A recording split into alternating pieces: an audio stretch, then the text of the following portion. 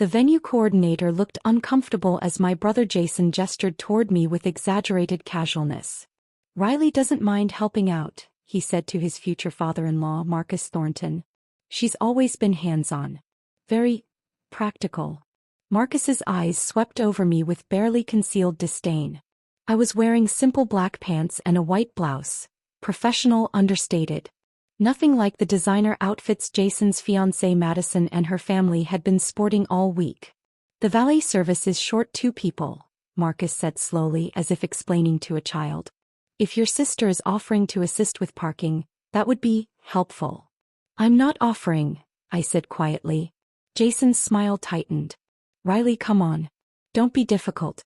The Thorntons are already stressed about the wedding logistics. If you could just help park cars for a couple hours during arrival." I said no. "It's not beneath you," Madison chimed in, her voice sugary sweet. "We all pitch in for family. Unless you think you're too good to help." I looked at my brother. My younger brother who I'd supported through college, who I'd helped with his first apartment deposit, who I'd given career advice to for years. The brother who was now asking me to park cars at his wedding to impress his new in-laws. "I have other responsibilities," I said. Jason's face flushed. "You always do this. Always make everything about you. This is my wedding, Riley. My day. Can't you just be supportive for once?" Marcus placed a hand on Jason's shoulder. "It's fine, son. We'll manage with the staff we have. Some people simply aren't team players." His tone made it clear exactly what kind of person he thought I was. I pulled out my phone and checked the time. The venue manager would be arriving in 20 minutes for our scheduled meeting. The meeting Jason knew nothing about. "I need to go," I said. "I'll see you at the ceremony." As I walked away, I heard Madison whisper loudly, "Is she always this selfish?" I'd bought the Riverside estate 3 years ago when I was 29. The property had been a struggling events venue, beautiful historic mansion on 12 acres, but mismanaged and hemorrhaging money. The previous owners were desperate to sell. I'd made my money in commercial real estate development. Started at 23 with a single property flip, built it into a portfolio of 18 commercial properties across the state. The Riverside estate was my first venture into the events industry, a passion project that had turned surprisingly profitable once I'd restructured the operations. Jason knew I worked in real estate. He'd never asked for details. When I'd mentioned buying an events property, he'd said, "That's nice," and changed the subject to his law firm promotion. When he'd gotten engaged 6 months ago, Madison had complained endlessly about venue costs. "Everything decent is so expensive," she'd moaned at a family dinner. "The places we can afford are dumps and the nice venues are $50,000 just for the rental." "The Riverside estate is beautiful," I'd suggested. "Have you looked there? That old mansion?" Madison had wrinkled her nose. "That's where the Thorntons had their company gala last year. Marcus says it's overpriced and the management is difficult." I'd bitten back a smile. Marcus Thornton had tried to negotiate our corporate event pricing down by 40%, demanding upgrades and additions while refusing to pay for them. Our events manager had held firm on the contract terms. Marcus had paid full price and complained about it ever since. "It might be worth a look," I'd said. 3 weeks later, Jason had called excitedly. "We found the perfect venue. The Riverside estate gave us an amazing deal, 30% off because Madison's dad knows someone on the board." Can you believe it? There was no board. There was me, the sole owner. And I'd authorized the family discount myself, through our booking manager, without telling Jason. I'd wanted my brother to have a beautiful wedding. I'd wanted to give him that gift. But in the 6 months since, as Madison's family had made increasingly dismissive comments about my little real estate job, as Jason had grown more embarrassed by my lack of flashiness compared to the Thorntons' wealth, as they'd all assumed I was struggling financially, my generosity had started to feel like a mistake. The venue manager, Patricia, met me at the mansion's private entrance. "Riley," she said warmly, "everything's ready for tomorrow. The Thornton wedding is fully set up. Though I have to say..." She hesitated. "I'm surprised you haven't told your brother you own the venue." "He never asked," I said simply. "Mrs. Thornton has been particularly demanding," Patricia continued as we walked through the mansion.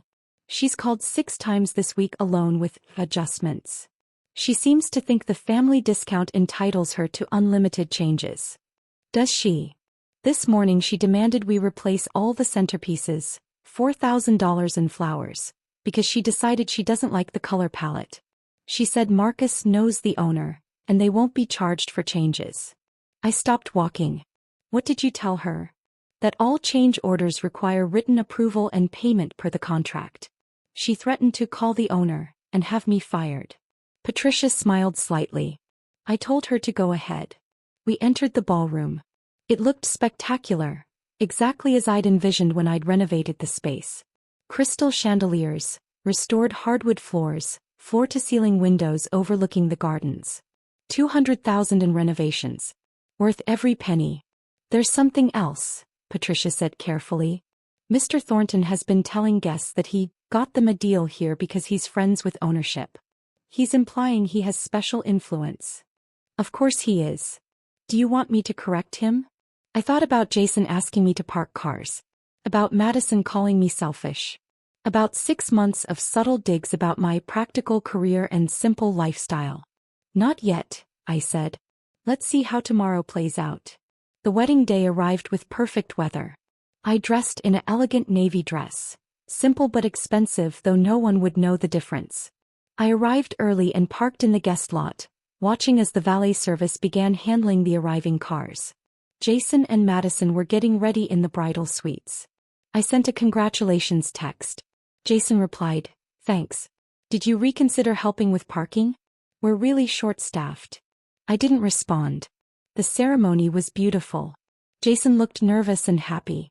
Madison looked stunning. I sat in the third row. Extended family seating, apparently despite being Jason's only sibling. The Thorntons filled the first 2 rows on Madison's side. At the reception I found my table assignment.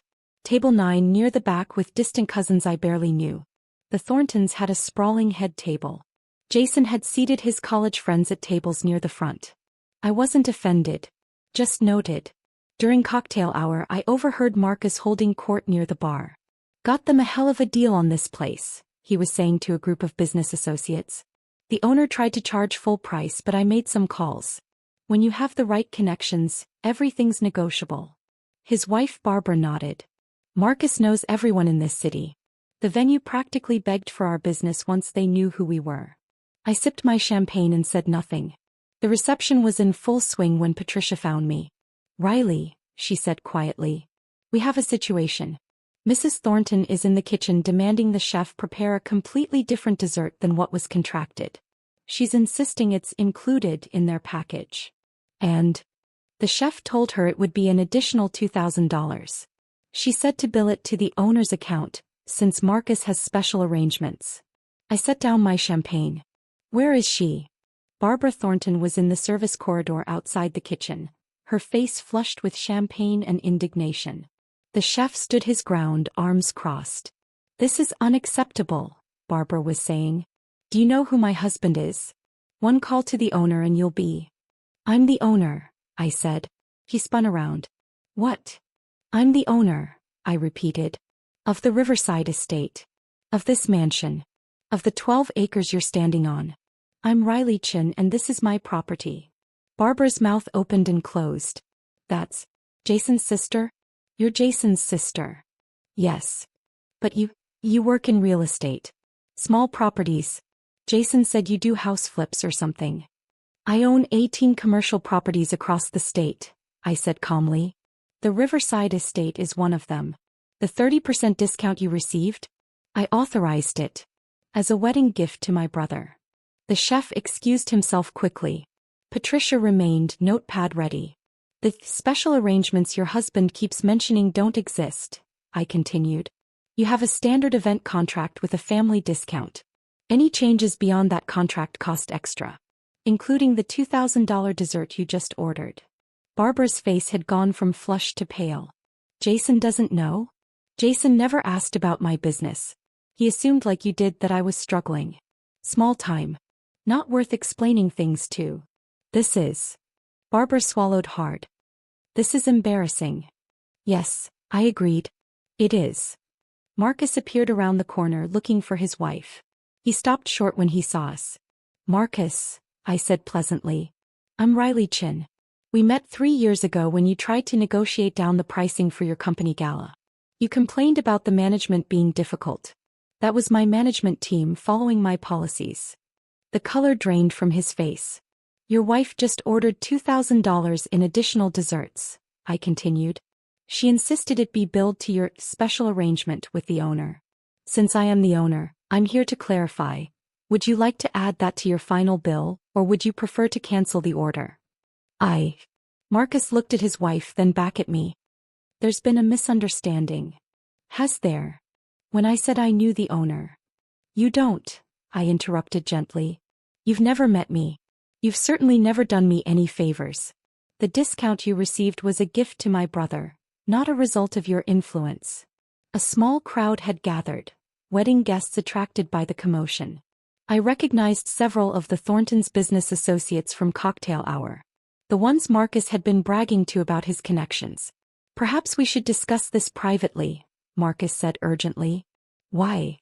I asked. You've been publicly claiming special relationships with this venue's ownership all evening. I'm simply clarifying the facts. Publicly. Barbara grabbed her husband's arm. Marcus, let's just go back to the reception. The dessert order? Patricia prompted. Cancel it, Marcus said quickly. It's fine. We're fine. Actually, I said, we're not fine. Patricia, can you pull up the Thornton contract? She handed me her tablet. I scrolled through quickly. You've made 17 change requests since signing, I said. 6 were accommodated at no charge as a courtesy. 11 were declined because they violated contract terms. According to Patricia's notes, you've threatened to call the owner 4 times, claimed special arrangement 6 times, and told staff they'd be fired for enforcing policies twice. Marcus's face had gone gray. Several wedding guests were now openly watching. That's unacceptable, I said quietly. This venue has policies for a reason. My staff deserves respect.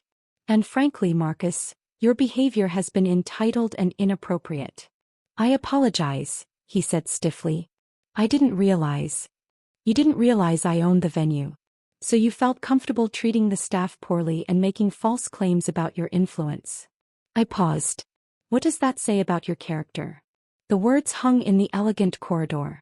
Around us, guests shifted uncomfortably. Jason found me 20 minutes later. He looked stricken. Riley, he said. Is it true? You own the Riverside estate. Yes. For how long? 3 years. And you never told me? You never asked, I said. When you got engaged and Madison was complaining about venue costs, I suggested this place. When you booked it at a 30% discount, you assumed it was because Marcus knew someone. You never asked who. You gave us the discount, he said slowly. As a gift. I wanted you to have a beautiful wedding. And I asked you to park cars, he whispered. Oh God, Riley. I asked you to work as valet at your own venue. You did. Because Madison's parents were complaining about staffing, and they made it seem like you should be grateful to help, and I just... He ran a hand through his hair. I never asked what you actually do.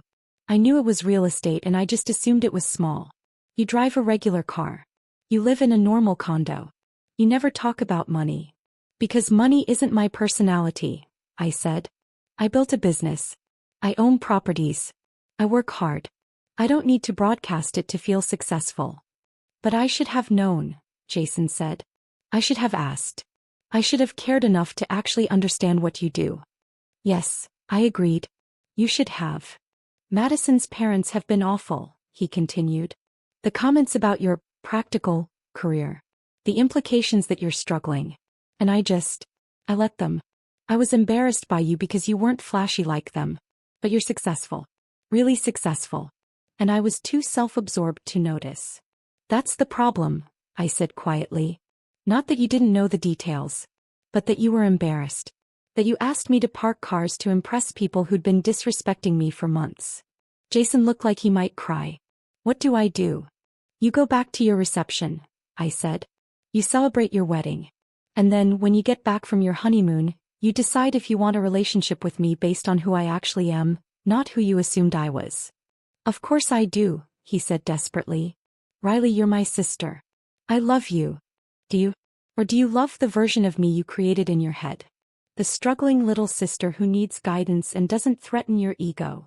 He flinched. That's not fair. Isn't it?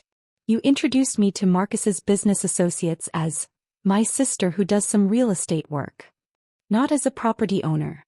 Not as a successful businesswoman. As some real estate work. Like I dabble in house showings on weekends. I didn't know. Because you never asked, I finished. Jason, I supported you through college. I help with your career. I've been there for every milestone. But the moment you got engaged to someone from a wealthy family, you started acting like I was an embarrassment. That's not about information. That's about respect. The reception continued, but the energy had shifted. Word had spread about the confrontation in the service corridor. Guests looked at me differently now, with interest, respect, some with embarrassment for their earlier dismissiveness. Marcus and Barbara kept their distance. Their business associates who'd heard Marcus bragging about his venue connections now knew the truth. Several approached me to apologize for their assumptions. Madison found me near the garden doors as the evening wound down. Jason told me, she said quietly. About the venue. About everything. Congratulations on your wedding, I said politely. I was awful, she continued. The comments about you being selfish. About you needing to help out. I just assumed. My parents said you were probably struggling and I believed them without questioning it. Your parents made assumptions based on my clothes and car, I said. You all did. Because I don't perform wealth the way you're used to seeing it. That's not an excuse, Madison said. I should have gotten to know you. Really know you. You're Jason's only sibling and I treated you like hired help. Yes, I agreed. You did. Can we start over? She asked. I know I don't deserve it. But I'd really like to try. I looked at her. This woman my brother loved, who'd been raised to value appearances over substance, who was young and probably capable of learning better. Maybe, I said. After you and Jason get back from your honeymoon we can have coffee. Just us. And you can ask me about my actual life. I'd like that, she said. Thank you. I left the reception around midnight. Jason caught me in the parking lot. Riley, wait. I turned. Thank you, he said. For the venue discount. For the beautiful wedding. For not kicking us out when we were horrible to you. You're my brother, I said simply. I wanted you to have a good wedding day. Even though I didn't deserve it. Maybe especially because you didn't deserve it.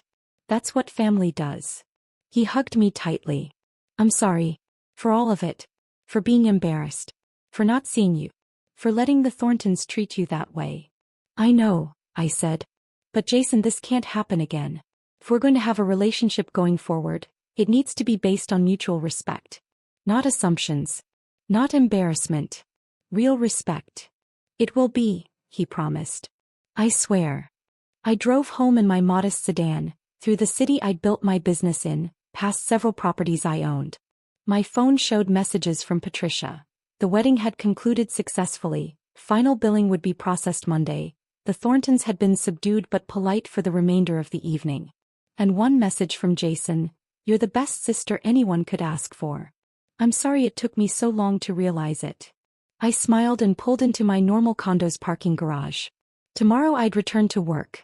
To property management, contract negotiations, staff meetings. To the business I'd built quietly without fanfare, measuring success by achievements rather than appearances. The Thorntons would learn eventually what Jason was learning now. Wealth and success come in many forms. Sometimes the most successful people are the ones who don't need to announce it. And sometimes the sister you ask to park cars owns the entire venue.